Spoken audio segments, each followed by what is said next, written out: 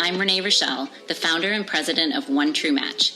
I'm here to help you find and cultivate the love of your life.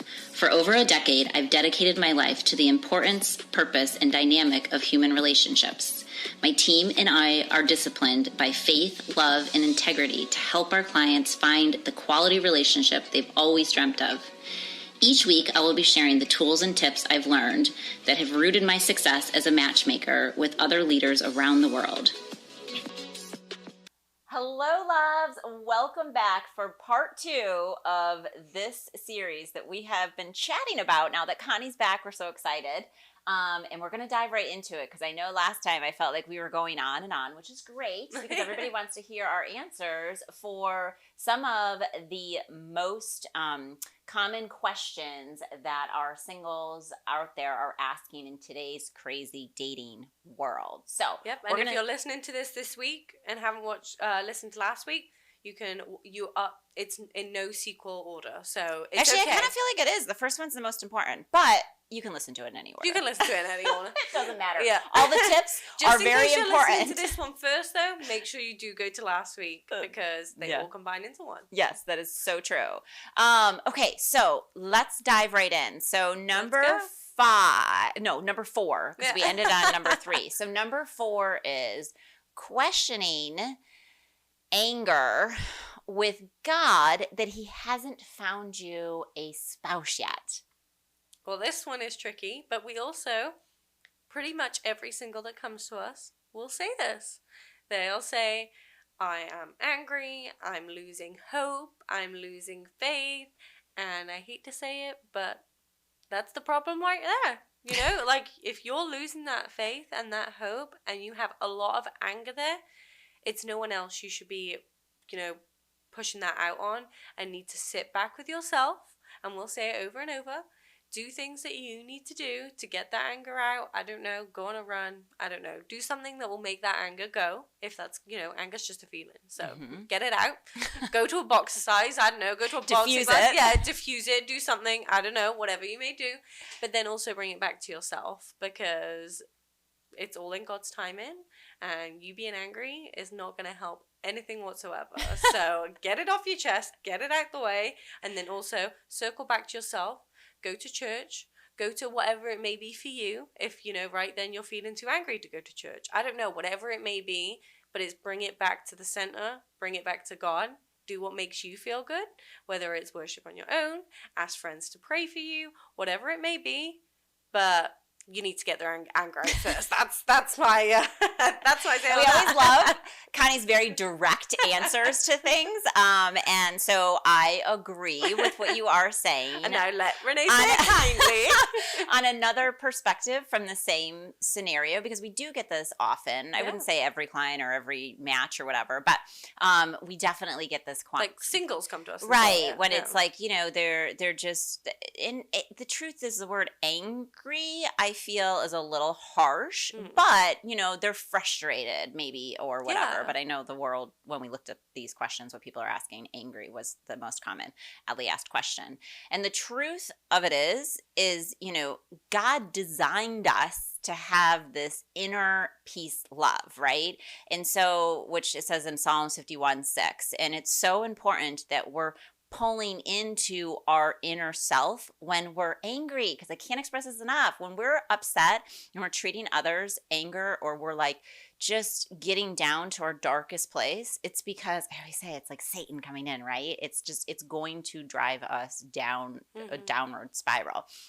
And so I always say, don't be angry that God hasn't found you the right person. And if you haven't listened to our podcast before, we talked all about your identity, because the only reason that person hasn't come in, it may be because you're nitpicking people too much, right? Yeah. Your expectations are higher than what your deliverables are out there that you're putting out as well, right? And so part of the anger really isn't at God, but maybe you don't have anybody else to point it to. Is it really, I'm not about pointing fingers, but you're angry with yourself. Yeah. And so Connie was saying it also, right? I am being direct in that point of it, but no one can control yourself other than you. And the only time that somebody is angry, I always say, like, I mean, for me, I'm like, if I can't figure something out, I'm like, get out a piece of paper, get a pen, like, write it down. Like, try to now put this into a timeline so that you have goals to achieve to get yourself out of whatever it is, the position or place or mindset, which it truly is in. And that's the thing, you gotta do what you have to do. So however it may be or feel or do to get those anger and that feeling out is get rid of it. Like, God's on his mission, figuring out your path. You never know, your future husband, wife, so it might be the other side of the world. Might not be here in your present moment. Might not be in the same job at this present time. There's a lot of moving parts that have to happen for you to cross paths with that person. So instead of focusing on that plan, focus on your plan. Right. And so many times when people rush the process of getting married, I mean, the divorce rate is 64% now. I didn't even know it went up to 64. Yes. I thought it was like 61. Jeez. I think COVID had some portion to do with that in the percentages. I really don't have no idea. I mean, it keeps rising. Right? It like, just keeps people rising. got to spend more time with their mates to realize how much they can't stand each other, right? Which is that is not the reason you should get divorced by any way, shape, and form. But if it wasn't a godly driven relationship from the beginning, it will slowly start to fall apart, right? And if you're in those relationships, which of course that's not what we're talking to as singles, but if you know of anybody, it's important that like they do find their faith. So hopefully they can rekindle something if it's, you know, going in the spiral. But where I'm trying to say was when people say, you know, I'm so mad that I haven't found that person yet. I'm 38 years old, I'm 45, and there was that biological clock, and there's all these pressures and everything else. We work with couples that truly we're not God-driven relationships that have gotten divorced. They're in their late 50s, 60s, or 70s, and they're finally meeting the love of their life. So I'm not sitting here saying that, like, it's something that just, like, is going to happen at a certain time frame, right? Obviously, when we work with our clients, it does expedite the process because we are reaching out to thousands of God's people, right? Yeah. And we're interviewing them and everything else. But at the end of the day, my point that I'm trying to make is the truth of it is you can't be angry at God for something that is his perfect timing if you truly believe in God, and the right person will come. And when your story is revealed, there's nothing better when you have a timeline that actually shares all the years of missed time together, either A, with somebody, or B, in general, to get to that journey. Because there were so many more things that God wanted you to learn, that he wanted to put in your life, and people that he wanted to be a part of that journey for all the better things he has planned. Yeah, and also it's like, okay, so say in your career, you're like, oh my goodness, thank God that all this stuff's going on. It's so good. But then just in your love life, you can be angry. Like, no. You thank him for all he does, and that's it. And don't throw your toys out of the pram. Stroller, American. Stroller, pram. I know, as I said it, I was like, we're not talking in American here. Don't throw your toys out of the stroller, pram, if you're from the UK, because what's it going to get you? Absolutely nothing. So you can't thank God in some areas of your life and then be angry in him in others. Like, stop throwing tantrums and really focus back on yourself and focus on those feelings and get them out the way. Because like I always say, God truly knows the ones that are ready, and those are the ones that have been, and it sounds harsh, as Connie was even just saying, but it's not that it's not that you're doing anything necessarily wrong, but if you're using the word anger, that needs to be checked, right? And then also, what are things that you can continue to do to prepare so you're truly ready for a relationship? Please listen to some of our other podcasts, because we have a ton of ideas of how to prepare and enrich yourself to be truly ready to when you do meet that person. It's very clear too. Yeah. So get that energy from the anger and put it into getting ready for the person. Like, just switch it all around. Amen. Question number 5 out of our many questions that we have that are the number one question singles are asking is questioning, is there something wrong with me, or am I not married because of past mistakes? Well, I mean, it could be. It really could be. There's a bit of both here, right? There could be things in your past that are still not, say for example, wounds, right? Mm-hmm. Those wounds could still be open. They could be maybe more open than you even care to think they are. So many people come to us and don't realize, like clients will come to us and say, I'm ready to have a matchmaker today. We'll do a deep dive and we'll say, actually, let's do some work before we can take you on as a client. We have to do it more often than not sometimes. And we'll go back, and even like a year later, therapy, so many things, but you won't realize how much wounds are still open. So that could really be affecting why you haven't met that person. And I know that's probably, if you're listening to this and heard the question, that's not the answer you wanted to hear necessarily. I feel like I've come onto this episode feeling feisty. Tough love. I know, some tough love over here. Not in the kindest way, but there is wounds that could still be open. So it's in both ways. It could be your past mistakes, or it could just be your past. It doesn't have to be mistakes that you've done, but you could come over those. So it could be both, right? Mm-hmm. And then it could just be, it's not your time yet. Right. And to add on to what Connie's saying, is the truth is, if you're asking this question, is something wrong with me, or is it because of my past mistakes is why God is not blessing me with a marriage or the right person yet? First of all, I applaud you instead of slapping you, as Connie would do. No, just kidding. I applaud you for asking that question, because the fact that I'm all about honesty, which I love. The fact that you're asking that question goes to show that you don't want to mess this up again. And you're self-aware. Right. None of us are perfect, right? And so our clients that come to us and say, I want coaching, I want to do this right, I'm not sure if I'm ready to sign up for matchmaking, because if I sign up for matchmaking and I keep going down the same path, that's the definition of insanity, right? So like, they want a different outcome. When they come to us, they say, it's not working from what I've done. I don't know what to do. What do I do? Those and my we favorite clients. Often say, like, I have a course called Love Starts With You, with God, right? Like, if you are not your best version of yourself to do all the steps we talked about in the other questions, then you're going to continuously keep going down the same path. So it's not that you're not marriage quality or marriage like desired. It's truly just because you're not equipped with the right tools in your toolbox to attract the marriage-minded person that you truly desire. Yeah, and I'll go on and on and on and on about this, is that none of us are perfect. We all know that, right? And if you're listening to this and you think that that's the case, well, none of us are perfect, right? Right. So going into this and be able to put your hands out and say, hey, I really need to invest in this, or there are still wounds that are still open, or there are mistakes, all your mistakes are forgiven, and that's okay. It's just coming past that, and making sure that you're addressing them the right way. And so I think that's the biggest thing. That is the biggest hurdle, is being able to be self-aware and address it yourself, and then address it in your dating world too, instead of going it on and blaming other people too. I totally agree. Okay, and then question number 6, because we have so many to cover, is questioning if God is all I need.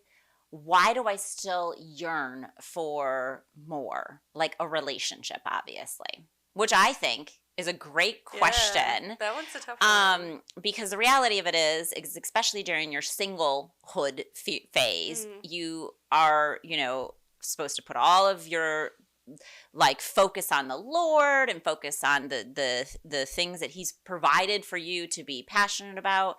It's also a period of, if you haven't met that person yet, either you're not doing all the things you can to for people to know that you are single, right? Not that I'm saying you're going to put a billboard out there, and especially at churches, a lot of places they don't have too many singles things, because nobody wants to label themselves as that. So you think, okay, well, Renee, great idea, but where do I go, right?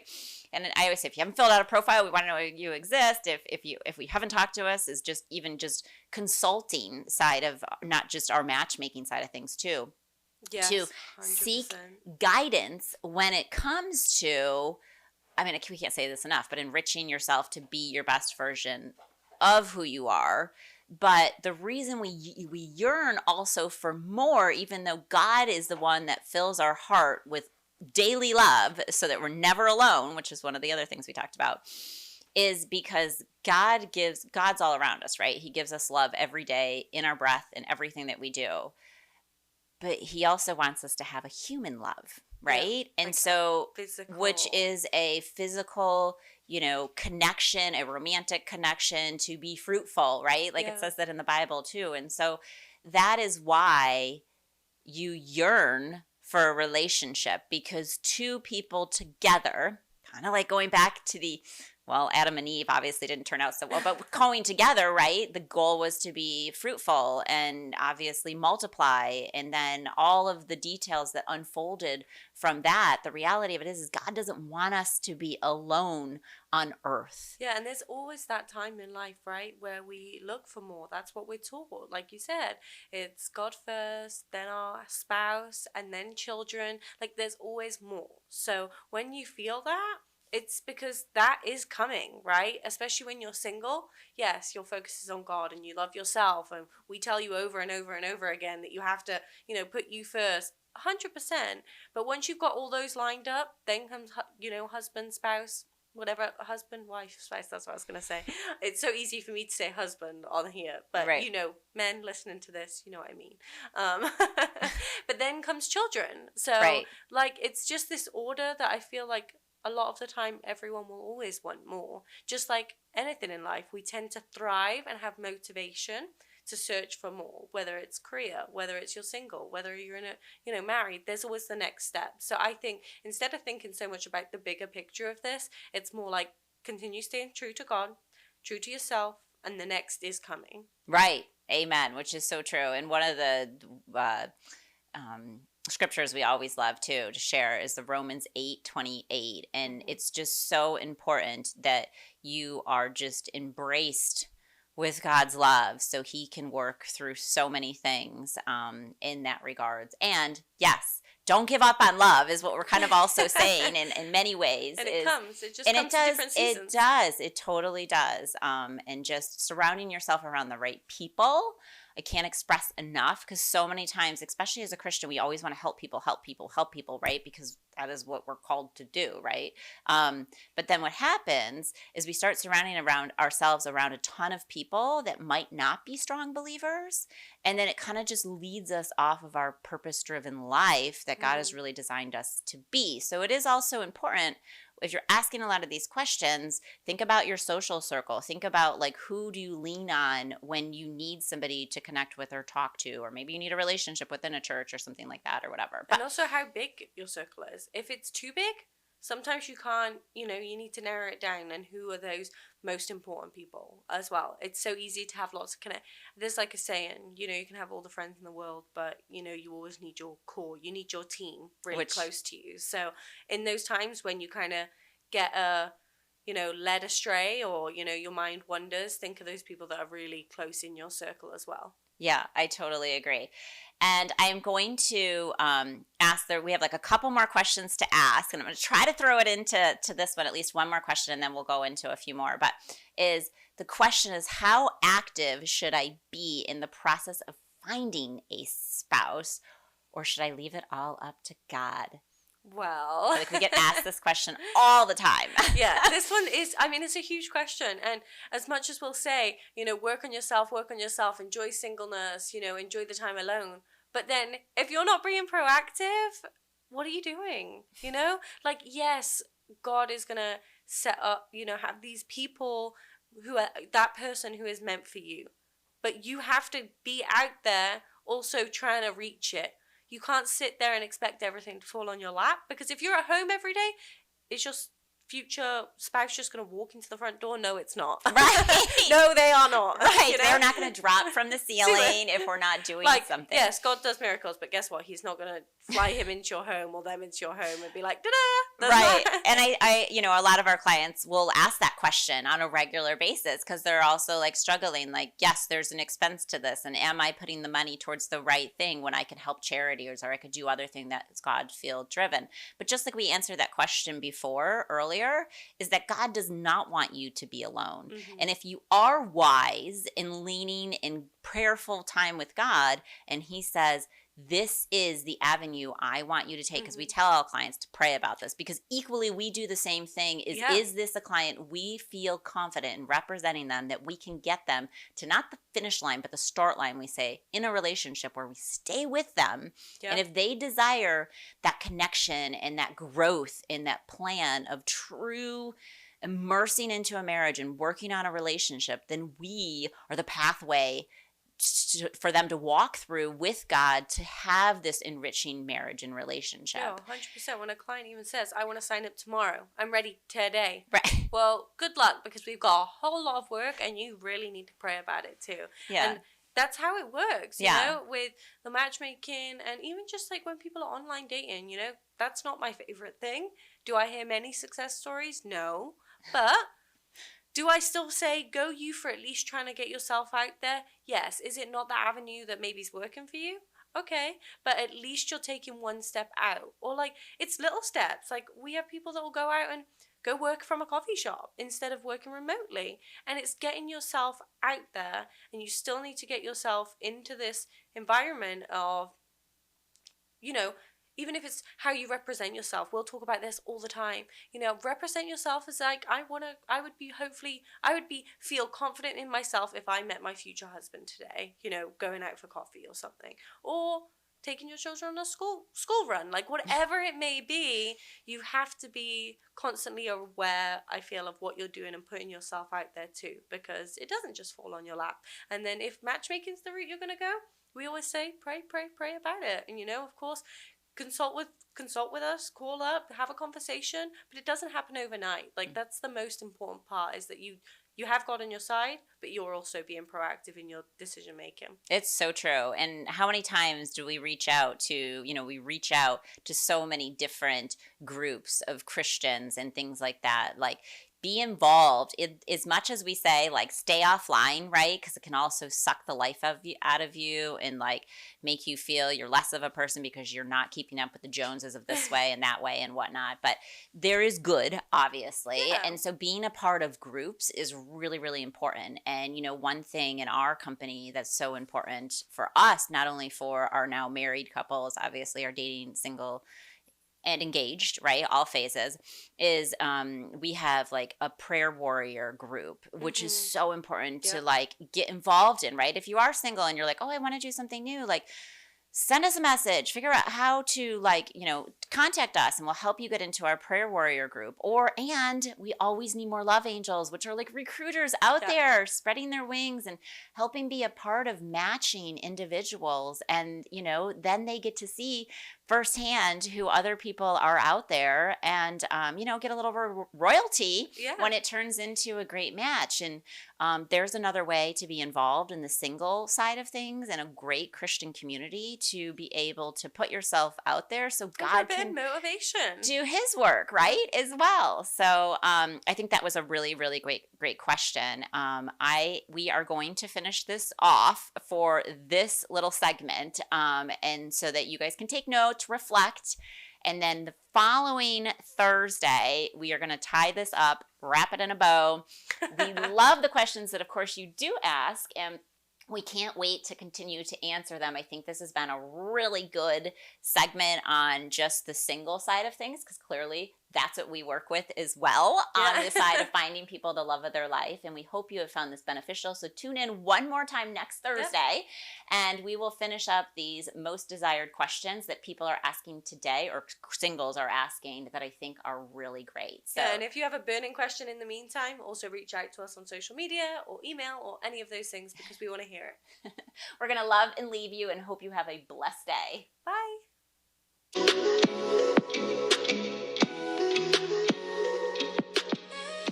It's been another great talk on this episode of One True Talks by Renee Richel. I look forward to our next chat. Please write in your questions and comments so I can be sure to talk about whatever it is you want to discuss in our next upcoming episode. Lots of love. God bless. XOXO.